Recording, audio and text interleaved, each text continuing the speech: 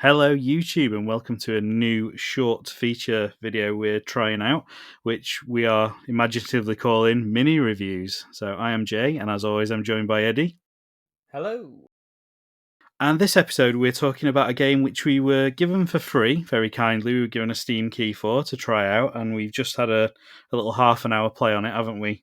And we thought we'd give our thoughts in this video. So, you can't see us, we're not that brave yet, but you will be seeing the gameplay footage that we played, or maybe what I've streamed on Twitch, and we're just going to talk a little bit about it. So the game is called Once Upon a Dungeon Infinity. It's by Koto Games, and it comes out in January, so we've been giving it a little bit early to get to grips with it and have a look and see what we think. And it's a bit of a mixed bag for us, isn't it? We're not going to sugarcoat it and say, "Oh, we got it free, so it's a brilliant game." We've always said we wouldn't do that, but I think it surprised us, didn't it? The longer we played it, It's an odd duck, is this game? Because when you look at it and when you load it up, you just sort of go, "Oh, it." Underwhelming's the wrong word, but it's not quite what you would expect. But then you actually start playing it, and the level of depth they've gone into for something that appears so simple is just ridiculous. It's frankly mind-boggling how deep they have gone with stuff like crafting, weapons menus, and stuff like that. It's just odd. it's it puts me in mind of like a Newgrounds game or a Flash game from the early 2000s. I don't know if you get Yeah, the same yeah, vibe from it, but definitely. the graphics on it, the animation style. I mean, the one of the other things we commented on as well, because the sprites are very simple, like Flash game type sprites, aren't they? But the animation when you end up attacking or fighting or something is a lot more in depth than it needs to be for the level Yeah, of sprite work that they've got in there, which is pretty cool. So I think they've got a good basis. And I know it's the third one in a series, so I'm saying they've got a good basis. They've done it twice already. And if you're a fan of the other two, I assume you're going to love this one because from what I've seen, it plays exactly the same. We came into this third one fresh. We'd not played the other two, and the difference about this one is it's the Infinity gives it away in the name. It's like a procedurally generated or randomly generated roguelike type game, and you can even turn on like permadeath and stuff. So if your character dies, you lose all your stats and everything like that. And like Eddie said, it is unbelievably deep when it comes to crafting, leveling up your character, leveling up your abilities, your attributes. The amount of weapons that are in the game. I mean, we only played it for half an hour and we got about 20 different weapons, haven't we? That varied in quality and different ways to use it. You can have throwing weapons, you can have close range weapons. The enemy types, again, we only played it for a short period of time and they were quite varied. We got rats, we got bats, we got the standard RPG tropes in the early dungeon, but then there was like a wizard or something, wasn't there, that froze us in place, and there were skeletons that popped out of crypts and things like that. And we've seen some footage where there's snakes, and the further you get into the dungeons, the more stuff you encounter. So yeah, I think it's incredibly deep, and I think that would be off-putting for some people. But if you're into those micromanagement RPG type games, I think you'll genuinely enjoy this one. yeah. It puts me in mind of sort of like the depth and complexity of things like Fallout and Baldur's Gate in terms of just the amount of stuff that's in the game. And I mean, there's what kind of game that sort of looks like this? Would you expect to find something like a cooking mechanic, Yeah, or being able to upgrade your weapons with specific gems, or having sort of like a Baldur's Gate esque or a traditional RPG esque sort of limitation on what armor you can equip? Normally, in sort of games that look similar to this, you sort of get a new piece of armor and you can immediately equip it. Not this. You have to level up a certain stat as you would in a traditional RPG. So you'd need a certain strength multiplier or a specific dexterity build to be able to wield certain weapons or wear certain armor. And that in a game that's sort of isometric grid based movement, you just wouldn't expect it. It's sort of like Crypt of the Necrodancer without the rhythm beat. So in terms of graphics and sort of perspective of the game, it's a bit Crypt of the Necrodancery, but then you've got the depth and complexity of something like Baldur's Gate. It's a real mishmash, and you'd think it would be at odds with each other, but it just seems to work and it just seems to click. Yeah. I think with you saying like Crypt of the Necrodancer, it follows that same pattern in that it is turn-based, even though you don't get into turn-based battles, but the enemy only moves when you move. So if you go through a door and there's 3 bats waiting for you, you don't immediately have to run away or end up in a turn-based battle with them. You can stand and think and go, right, do I want to retreat or do I want to go headlong into this? And they will only move when you decide you want to move. There were some bits in it. It's not the most polished game, is it? But then when you're talking about a small indie developer, I mean, looking at the previous 2 titles, Once Upon a Dungeon is currently 79p on Steam. Once Upon a Dungeon 2 is £4.25, reduced from like £8.50. So they're not asking the world for these games. They've put a lot of effort in. I think they've put more than £8.50's worth of effort in if the previous game was as in-depth as this one is. And they sort of know where they are in that development of games, I think, which is a nice thing. They're not overestimating how much their game is worth, but they've put this effort in. But like you say, there's certain bits that are a little bit unpolished. Some of the I assume the creator of the game, English might not be their first language, because there's some strange translations in there, isn't there, and little spelling bits and things like that, which don't detract from the game. But like when we found a note, didn't we, with some instructions on, and it didn't quite make sense.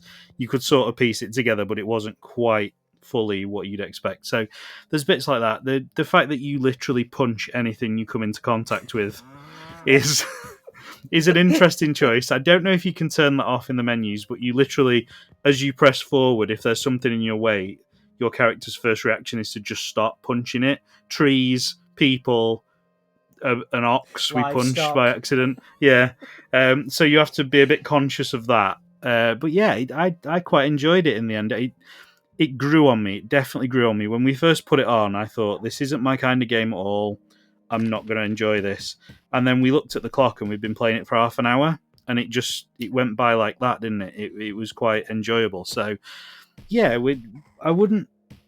It's a difficult one for me, and we'll be completely honest in our verdicts. I don't know if I'd have bought it and played it based on seeing the videos and that kind of thing. But again, thank you to them for providing us with a Steam key to try it. I did actually really enjoy it, so I think it just proves that you can't always judge a book by its cover. I don't know how much more I'll play it. I might go back to it and give it a few more goes. It feels like one of those that you could drop into for 20 minutes, half an hour, have a little play, drop out, go back to it another day. And it saves pretty much wherever you are, from what I've seen. You don't have to get to certain places to save it, so you can drop in and out. I don't know about you, whether it would be something you considered picking up. It's one of those that I don't think it's our game style for a start. No, definitely not. I know we always harp on about, I always harp on about that graphics aren't everything, but I really struggle with games like this. I struggle to go back to the original Zelda because of how the graphics look, and it's not because it's ugly or anything like that, or because it's dated. It's just because I like my combat to be more involved and more responsive. I like to be able to cast magic and actually see me cast magic with a 3D character, basically. It doesn't have to be the best graphics in the world. And I'd also struggle to believe that it has a storyline, really. It may be delivered to you sort of third hand from sort of like item descriptions or brief snippets of conversation, but I can't imagine there being cutscenes. No. I think the first 2 games had a definite plot line, which I think, from what I've seen, was delivered, like you say, in-game notes and that kind of thing, which I think this one will do the same. But because it's got the infinity angle to it, I think in a lot of roguelikes, the storyline takes a backseat, doesn't it? It only seems to be the really heavily crafted ones, like Enter the Gungeon, Rogue Legacy, that kind of thing, that have a storyline. And even then, Rogue Legacy's not really got a storyline. It's just go into this castle and beat a load of people.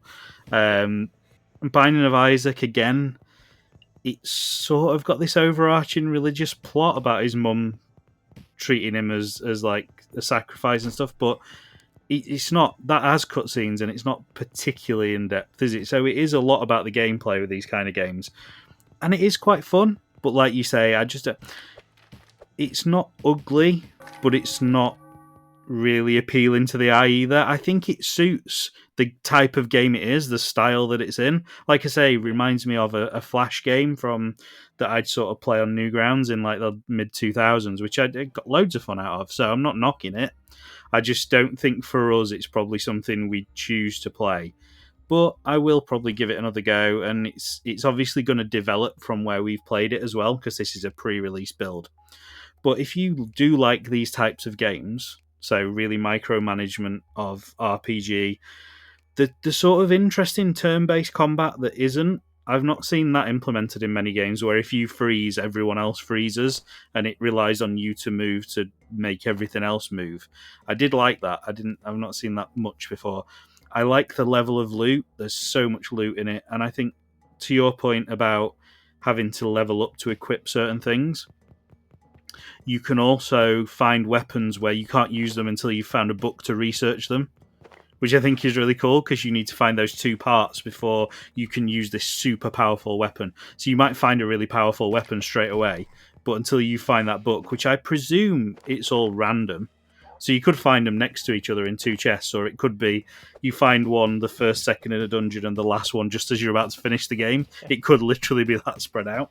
But I liked that aspect as well. So yeah, I can't imagine when it comes out in January it's going to be massively expensive. So if you like what we've talked about and you like what you're currently seeing on the screen, or you're even curious about it, I would give it a go, because I think these are the kind of developers we need to support, because they've got an idea and they've clearly got the competency to do it and the eye for detail to put this much effort in. Yeah, definitely, and I think that's more the important point, really, isn't it? It's that it's supporting the developer, even if it is something you pay what 6, 7, 8 quid for, 10 quid for, get a couple of hours worth of enjoyment out. Hell, it may be one of those that once you get in, it is just one more level, Yeah, sort of games. But then at the end of the day, you've supported an indie developer rather than spending 60 quid on the latest Modern Warfare or something like that. It's just whiling away another sliver of time between cradle and grave. and I mean, to be fair, if you don't want to try this one because it comes out at a tenner, I don't know how much it's going to be pitched at. I've not got that information. Say it comes out for a tenner. Like I said, the original game is 79p. The second game is £4.25. From what we've seen, they play quite similar, but this one is just more open-ended. So if you were curious, chuck the developer 79p and try the first one.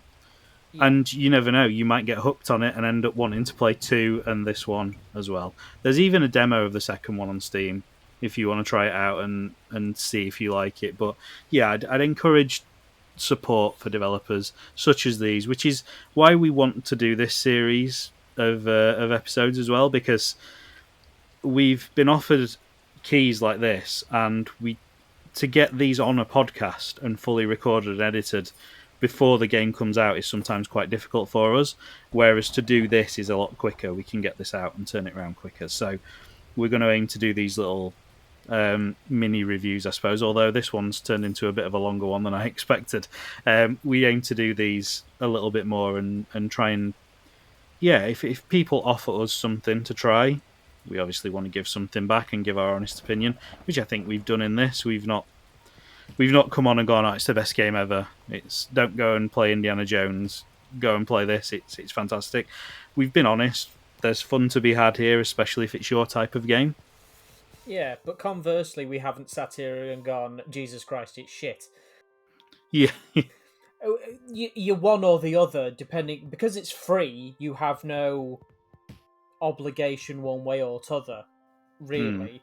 So you could sit there and say, like you say, it's the greatest game ever. Go buy it, or you can just be very dismissive of it because it was free and it didn't cost you anything. So there's no sort of direct impact on your life. Hmm. It's indie. It's not by a mainstream developer. So again, it's easy to sort of dismiss someone's attempts when they're not what you would consider a professional game development. Yeah. But to produce something like this from someone that is just potentially one, two, three people all sat there just building something because they want to build it, you can't knock it for that. No, definitely. And again, thank you to Koto Games for giving us a key to give it a go. We did enjoy it, and as I say, we'll probably play it a little bit more. And we really hope it goes well for you, and you continue to produce more games that we can try, because I think there is something there, especially the amount of effort that has gone into it.